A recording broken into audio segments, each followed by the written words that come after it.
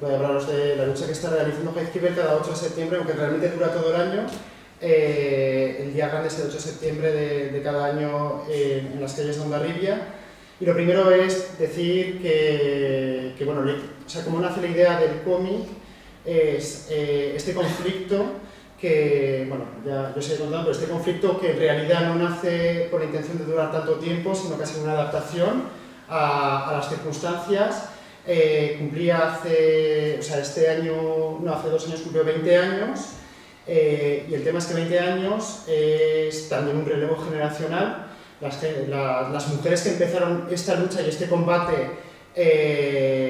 no se esperaban que iba a durar tiempo, que iba a durar tanto tiempo, y por lo tanto tienen que pasar el testigo a una nueva generación, y el cómic era una herramienta como muy sencilla y muy visual de poder explicar a las nuevas generaciones todo lo que supuso poder lograr el punto en el que estamos hoy en día en las calles de Hondarribia, el día que se celebra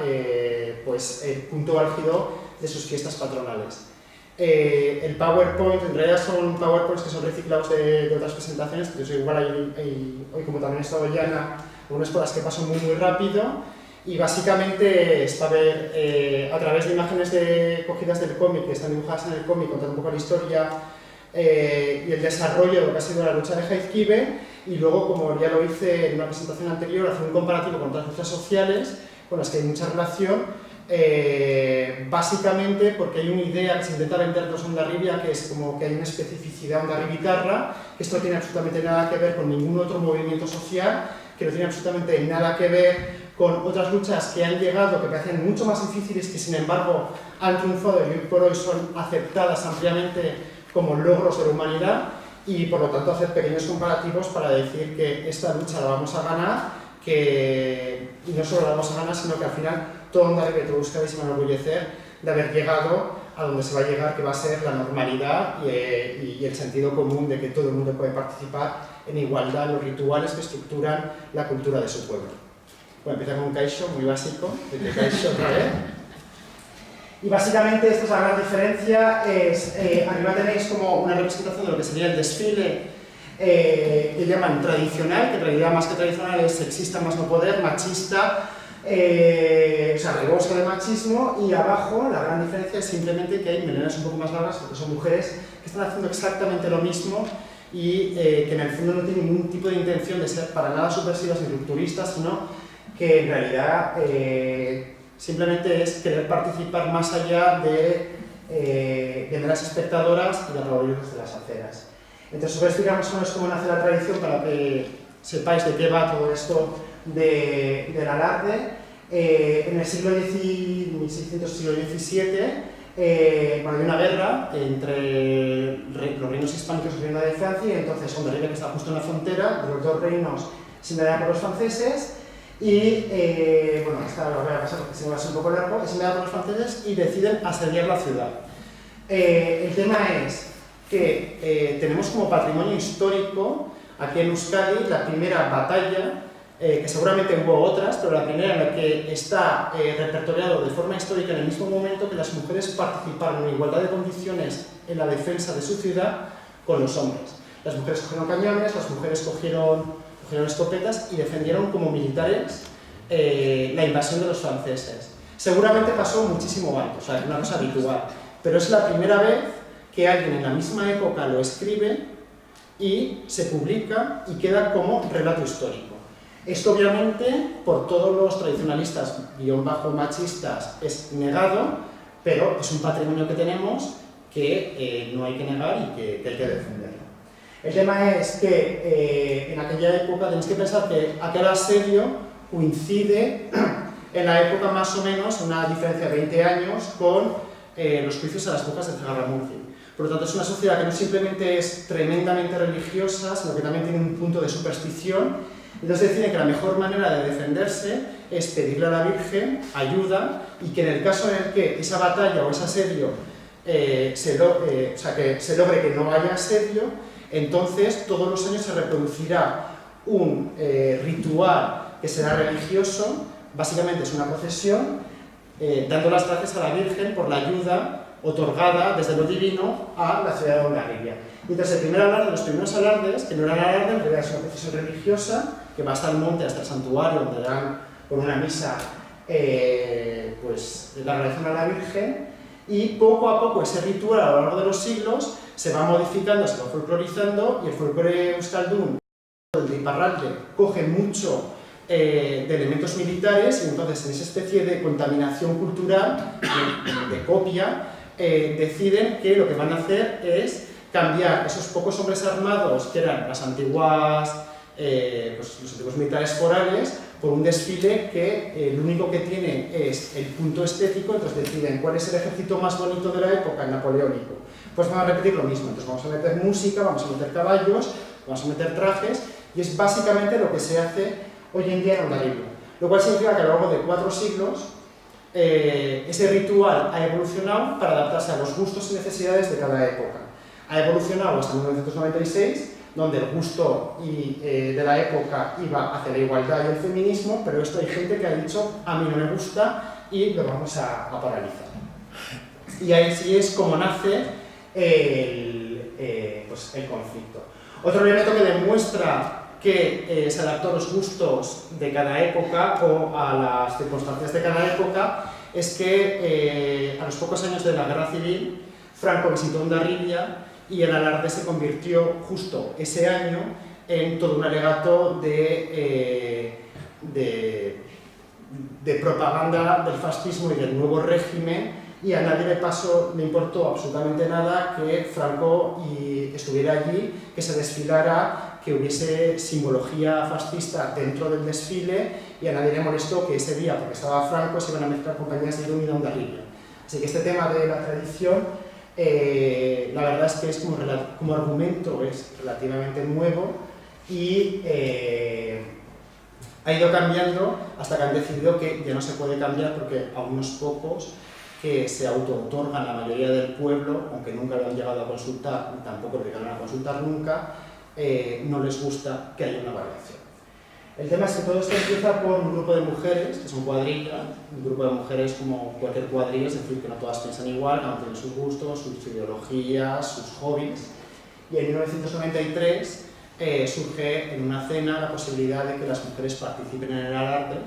que es la fiesta de su pueblo, que les emociona, les hace vibrar, les pone los pelos de punta, porque es con lo que ha crecido, con lo que siempre, desde muy pequeñas, han vinculado con la alegría, con la fiesta, con trasnochar un poco y coges un poco un pedo y que te dejen tus padres hacerlo. Pues son cosas así que te vinculan, y en una cena pues surge la idea de, oye, ¿por qué no pedimos a los organizadores de este evento, que es el ayuntamiento, que poder participar?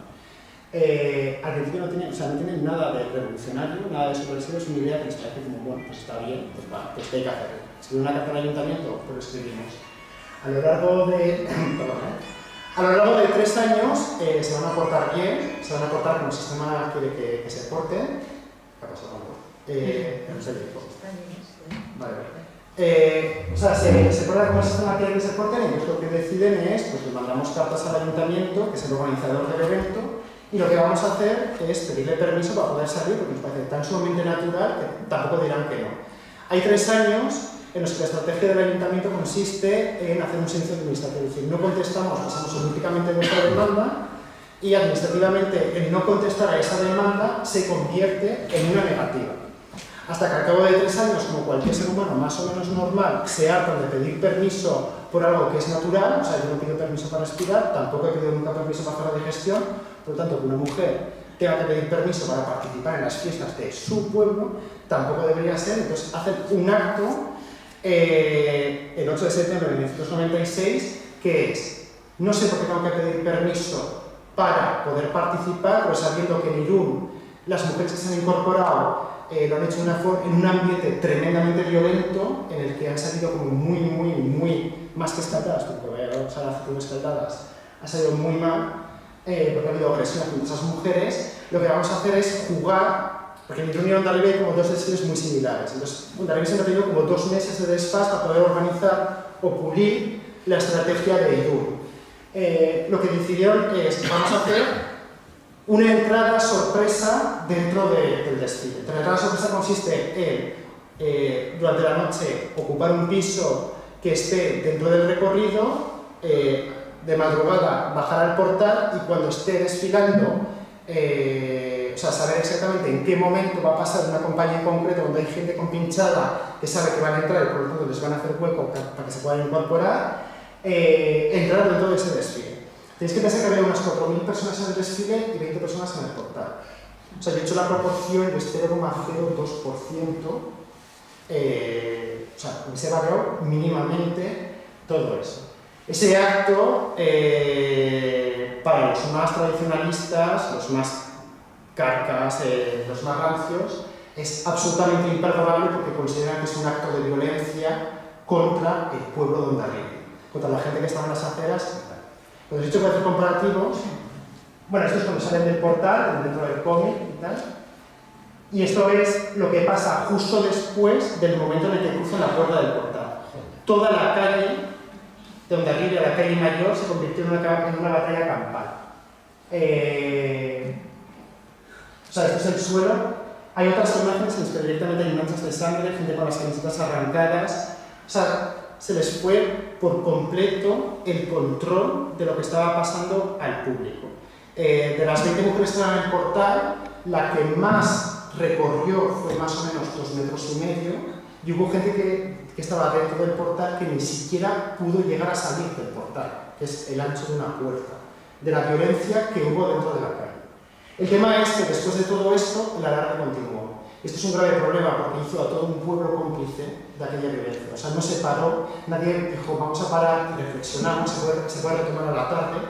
Y entonces todo continuó. O sea, en ese momento se sacraliza el ritual y es nada, absolutamente nada puede parar este ritual, porque es un ritual de agradecimiento a una virgen, la virgen es divino, es superior a nosotros. Entonces ya se va construyendo como poco a poco toda una filosofía en torno a qué estás defendiendo cuando estás defendiendo el árbol tradicional. Lo que estás defendiendo son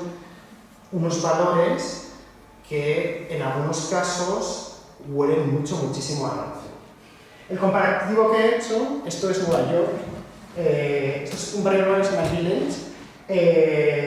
no sé si se ve bien, pero bueno, hay una pared de ladrillo. La pared de ladrillo del fondo es un bar, se llama Stonewall Inn, y esto es el 28 de junio de 1969. El 28 de junio de 1969 la policía por enésima vez entra en un bar de ambiente, o sea, un bar dedicado a homosexuales, para hacer una redada. Es la enésima redada, y el primer acto de subversión de la comunidad LGTBI en Nueva York va a ser que alguien rasca de la pared de ladrillo un ladrillo y se lo lanza a la cabeza a un policía. Esto se ha perdonado. Hoy todo el mundo considera que es un logro lo que se ha conseguido con la comunidad LGTBI, y en Hondarribia no se perdona ese acto de cruzar esa puerta de ese portal, y son dos actos que consisten exactamente en lo mismo, que es se ha pedido por las buenas, nos hemos adaptado al sistema, se ha escrito, en este caso se escribía al gobernador de Hondarribia, al ayuntamiento, y en ningún caso se nos acerca, o sea, en ningún caso nadie toma en serio esta reivindicación que es querer vivir en igualdad. Y son dos respuestas que demuestran que realmente es tremendamente humano en un momento dado querer hacer un acto de acción para poder reclamar de verdad un grito de decir va en serio lo que estamos pidiendo, porque es una necesidad, no es un capricho lo que se pide, es una necesidad real. A partir de ese momento del portal que absolutamente nadie se espera, Isabel Alcaín pasará a ser portavoz del grupo, de ese grupo de 20 mujeres, y desde el principio lo que pide es que haya diálogo, es decir, desde hace 20 años se está pidiendo diálogo, consenso y tranquilidad. Es básicamente lo que hizo la primera vez que dio una rueda de prensa delante de los medios, que obviamente se preocuparon mucho de lo que estaba pasando en Hondarribia porque les parecía como muy complicado de entender y necesitaban respuestas. La respuesta del grupo tradicionalista fue, imaginaos, estamos en el 96, no hay Facebook, no hay Twitter, o sea, todavía no nos hemos vendido, o sea, no hemos regalado nuestra privacidad al mundo, porque no hay redes sociales. Entonces la respuesta del pueblo de Hondarribia fue de forma anónima ir recopilando a lo largo de un mes todos los datos personales de aquellas 20 mujeres, y entonces recopilaron dónde vivían, dónde trabajaban, dónde estudiaban sus hijos, cuál era el número de teléfono de su domicilio, el número de teléfono de su trabajo, y lo que fueron es, una vez recopilada toda la información, la fueron de forma anónima, porque la gente así siempre son como muy valientes, siempre ven como que son tremendamente valientes y siempre lo hacen de forma anónima. De forma anónima colgaron por los árboles de Hondarribia toda esa información y a partir de ese momento cualquier persona tenía todos los ingredientes necesarios para poder establecer y normalizar el acoso como una estrategia más tan válida y legítima como cualquier otra. A partir de aquí nace el sinvivir de todas aquellas personas y eso es lo que explica un poco el motivo que seguramente lo habéis oído, que es que en Hondarribia hasta han discutido familias. El hecho de que discutan familias o se forman cuadrillas no es por este tema, se llama supervivencia. Es decir, si yo soy amigo de alguien que sufre este nivel de acoso, yo le digo, mira, yo prefiero, por pura supervivencia, que el mundo piense, que mi pueblo piense que hemos discutido antes de tener que vivir la mierda que estás viviendo tú. Y eso es lo que explica la ruptura de las cuadrillas, y no es otra cosa. A partir de ahí, el año siguiente, se decide montar una compañía, que es la compañía Jaizkibel, que igual la veis en el Teleberri cada 8 de septiembre y os despierta mucha simpatía. El problema es que de la compañía Jaizkibel hay que asumir que es la primera cesión que hicieron esas mujeres. Porque todos los hombres del pueblo pueden elegir en qué compañía salen, salvo que saben cuál es más fete, más guay, si es caballería y tal. Pero todo el mundo puede elegir. Yo que soy de Hondarribia y he nacido con polla, no lo he elegido, pero bueno, es así. Yo he salido años en una compañía, otros años en otra compañía. Ha habido años en los que he salido a la mañana en una compañía y a la tarde en otra compañía. Y esto es algo que a una mujer se le prohíbe en su pueblo. Por lo tanto, la primera cesión, o sea, por mucha simpatía que despierte Jaizkibel, la primera cesión que hizo Jaizkibel fue dejar a las mujeres desfilar, pero nos acotamos a una única compañía. O sea, ya estamos asumiendo que como reclamación vamos a pedir muchísimo menos que lo que tenéis vosotros simplemente por el hecho de haber nacido con polla. Esto es la respuesta que tuvo el pueblo de Hondarribia a la creación de la compañía Jaizkibel. Lo que hacían para evitar que la compañía Jaizkibel llegara hasta el punto donde se tenía que reunir con el resto de las compañías dentro de toda esa especie de coreografía que hay montada en torno al ritual, lo que decidieron fue organizar a mujeres que se autodefinen como tradicionalistas y defensoras de la arte tradicional para hacer una barrera, barreras que igual tenían como 50-60 filas de personas que bloqueaban el paso a Jaizkibel. Esto en realidad se explica porque de repente las personas más tradicionales, hombres que desfilan y se lo pasan súper bien a lo largo de todas las fiestas, llegan a la conclusión de que si 20 mujeres han pedido participar, es que igual las mujeres se aburren en el rol que les han otorgado. Entonces se inventan un nuevo rol para las mujeres. Las mujeres a partir de ese momento son defensoras de la pureza del ritual, que tienen algo que hacer, tienen algo con lo que ocuparse y tienen algo con lo que empoderarse. Entonces se reúnen, van a cenas, hablan qué van a hacer, tal cual, no sé qué, y entonces ya están ocupadas y ya tienen una utilidad dentro de todo eso, que es guardar la pureza.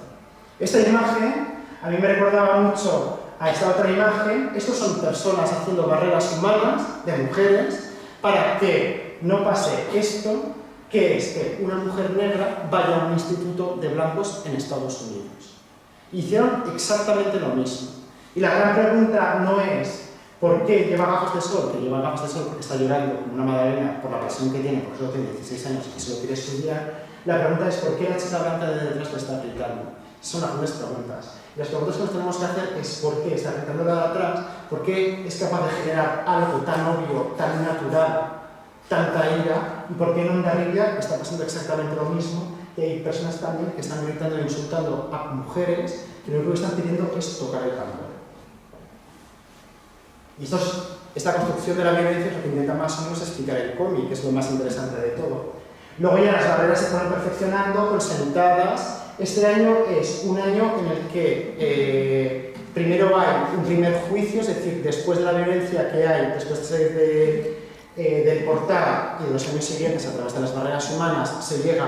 al plano judicial para defender la posibilidad. Y entonces, la única vez que se ha defendido el alarde tal y como lo hemos conocido hasta hace 20 años, es decir, el verdaderamente tradicional, que para ser verdaderamente tradicional tiene que ser público y organizado por el ayuntamiento, la primera vez que va a un juicio un juez determina que efectivamente las mujeres pueden participar en igualdad de condiciones, y la respuesta es, por parte del pueblo, sentadas multitudinarias para que no puedan acceder, no tienen que acceder, por eso lo del juicio, y por parte de la China, aunque tengan una resolución judicial que dice que efectivamente sí que pueden aparecer, sí que pueden participar, perdón, o sea, aparecer dentro del ritual, estas eran las respuestas de la China. Esto es violencia, lo que se llama violencia institucional, es decir, es usar las fuerzas del Estado para reprimir a aquellas personas que legalmente tienen razón. La explicación del gobierno vasco aquel día fue que prefería que la China pegara a las personas que componen Jaizkibel a que la gente del pueblo pegara a las personas de Jaizkibel. Entonces siempre ha habido una especie de doble rasero por parte de las instituciones, de que por un lado, cuando hay que ponerse detrás de una atril en un parlamento vasco, sonríen y te hablan de derechos humanos, de la Declaración Universal, te hablan del Plan de Igualdad del 2005, orgullo del señor Ibarretxe, y luego, a la hora de la verdad, parece que no sabes muy bien de qué lado están posicionados, ni sabes muy bien por qué se posicionan de ese lado. Porque puedes entender, vale, ganan elecciones en Hondarribia, pero tan importante es. O sea, es como una cosa muy rara que hace intuir que hay como mucho más por detrás de lo que realmente se intenta hacer aflorar. Bueno, tanto por detrás que se llega a esto, es una salvajada monumental. Esta imagen a mí me recordó a esta misma imagen. Esto es un grupo de personas afroamericanas racializadas que según la ley podían optar a las elecciones y fueron caminando desde Montgomery desde Selma hasta Montgomery para poder depositar las firmas que necesitaban para demostrar que podían presentarse a las elecciones, y el gobernador decidió que esos negros, seguramente les llamaban negros, no iban a llegar jamás a Montgomery, y que antes de pasar por un puente que se llama el puente, se lo han anotado porque soy muy malo con los nombres, Impetus, que es famoso, pues la policía actuó exactamente igual. Hoy en día esta imagen a todo el mundo lo horroriza, y sin embargo esta misma imagen está absolutamente justificada en la Euskadi del siglo XXI. Luego a partir de ahí empezaron ya con manifestaciones de sus mensajes, o sea, hacen un popurrí de mensajes absolutamente, o sea, tienen una especie de construcción como muy bizarra con mensajes que cogen de pues, mensajes que ya existen, que los descontextualizan, construyen como todo un argumentario descontextualizando información, y les encanta como todas estas especies de rituales de exaltación popular, de grandes manifestaciones, grandes sentadas, porque el único argumento que consideran válido, que en realidad no lo es que es una inmensa mayoría del pueblo la que prefiere que el alarde siga tal y como lo ven todos los años. A partir de ahí, Jaizkibel tuvo durante muchísimos años que desfilar en estas condiciones, es decir, con protección policial. Estoy yendo un poco rápido porque normalmente es como me alargo más, pero ahorita he estado llana, entonces no quiero estar aquí una hora. Y este señor es el primer alcalde, es decir, que desde la parte del gobierno central, diputación, pero sobre todo el ayuntamiento, fue el que fue hilando poco a poco como toda la estrategia política y de comunicación para defender que el alarde quedara tal y como es, y que por lo tanto fuera como la excepción, la única excepción a el desarrollo y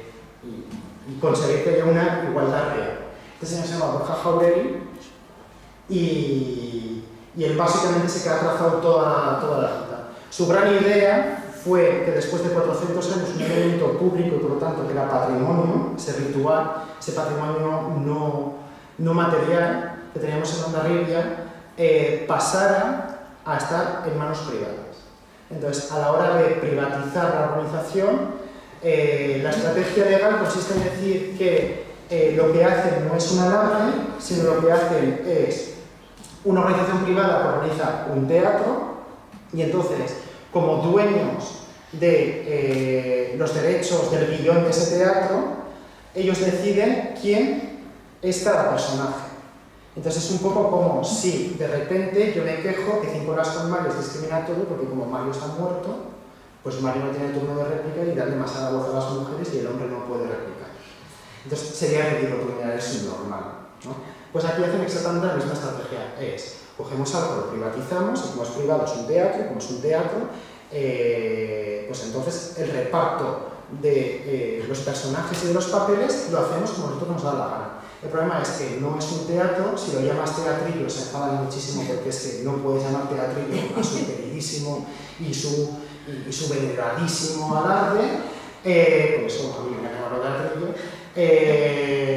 y luego sobre todo es que ha sido público durante 400 años, es decir, algo que es público durante 400 años se llama patrimonio,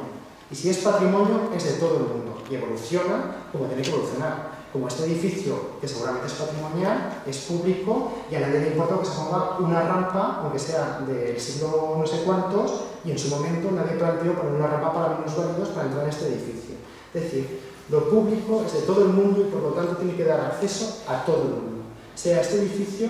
o sea el área. Luego llega la ley de igualdad del señor Ibarretxe, gran orgullo del señor Ibarretxe. El problema de la ley de igualdad es que la ley de igualdad no multa, o sea, da brindis al sol, pero o sea, tú la incumples y te dicen, tío, pero poco más. Y es básicamente lo que pasa en Hondarribia, que nos dicen todos los años, tío, que viene la presidenta de la Cunde y dice, que viene el Arteco y se enfada muchísimo, tampoco demasiado, pero bueno, se enfadan, pero que luego toda esa gente que son del mismo partido que el partido que iba gobernando en Hondarribia es absolutamente incapaz de decir nada a sus alcaldes y que además, aunque incumplan constantemente la ley de igualdad, renuevan a esas personas como candidatos. Por lo tanto, hay dos opciones. O les importa 4 rábanos Hondarribia, que sería muy grave, o les importa 4 rábanos la ley de igualdad, que sería todavía más grave. Y ante esto, hay que declarar fuerte que hay un artículo concreto de la ley de igualdad, que es el artículo número 25, que establece que no se puede realizar en el espacio público de Euskadi, no abarca toda Euskadi, de Euskadi no se puede realizar ningún solo acto